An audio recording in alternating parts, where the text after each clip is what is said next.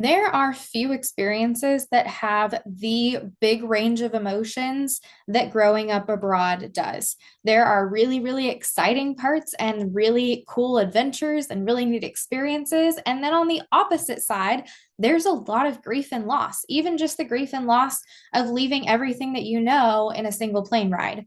Often there's lots of moving, there's lots of people moving in and out of your life. And so there's lots of big hard things too. What we need to do in order to help our kids be emotionally resilient and emotionally competent through all of those big emotions on both sides of the spectrum is one, name that it makes sense that those emotions are there. It makes sense that this feels super, super exciting. Let's get excited about that. Let's not dampen the excitement. And it makes sense that this feels really, really hard. And it is okay to label that as devastating or incredibly upsetting or so, so sad. Giving permission by the words that we're using for our kids to acknowledge this big range of emotions is step one.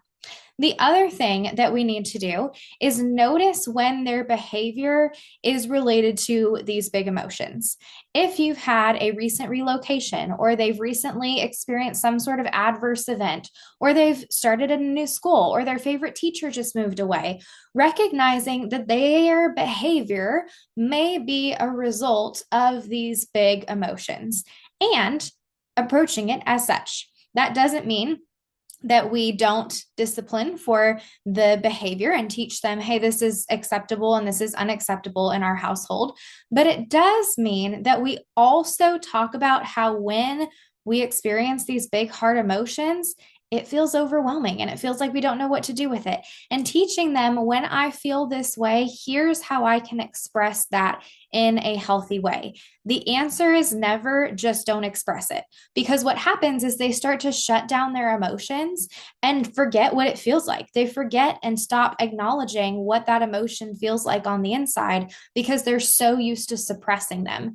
So, giving them permission to express that emotion in a healthy way, whether that's physical outlets, whether that's talking about it, whether that's doing an art project, giving them permission to express that emotion. And then finally, we want to make sure that we are a place where when our kids tell us a big emotion that they're experiencing, or they tell us about something that felt hard or felt really difficult, that they leave that conversation feeling glad that they told us. That means that they feel heard, they feel validated, they don't feel crazy, they feel like they have a support system. How we do this is we show up with what we call safe space responses. This is acknowledge, affirm, and comfort. That means we acknowledge that they told us and we're glad that they did. So we're saying, thank you for telling me. I'm so glad that you feel like you can share these things with me. I love it when you tell me these things. Okay, we're acknowledging. Then we're going to affirm that their emotion makes sense given their perspective on the situation. Now, you as the parent might not think it makes sense, or you might think this is crazy, blown out of proportion. However, you want to validate that that emotion that they're experiencing is real and they're not crazy. So, what you're going to say is, it makes sense that you would feel that way. If I thought that this is what was happening, or if I experienced that, I would probably feel this way too. Or I don't experience it like that, but it makes sense that you would, given how you've experienced this. And then the last thing we want to do is comfort through connection.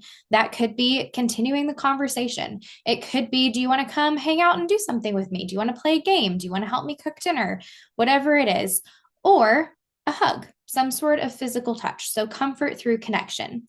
After you've done all of those things, you can come back around and say, hey, let's talk about how we can express that emotion in a maybe healthier way. Or do you want to learn the facts about what actually happened? Because the thing that you're really upset about didn't actually happen that way that you think that it did. And so you can come back around and correct things, have more of a conversation about it, share the facts, do some teaching on how we can express that better. But you're first acknowledging, affirming, and comforting because you want them the next time they experience a difficult emotion to think, I know that my parent is going to respond well. You want them to leave the conversation glad that they told you. So, in the midst of the globally mobile life, when all of us in the family are experiencing big emotions, there's lots of things happening, there's high stress situations. It is so important to make space for those emotions, make sure that they have words to express those emotions, make sure they have ways to express those emotions, and make sure that when they do, you are showing up well as a safe space for them. Check out our Safe Spaces course that's free. We also have the Raising Healthy TCKs workshop and Raising Thriving Kids Abroad, which are available on our website and in the link below.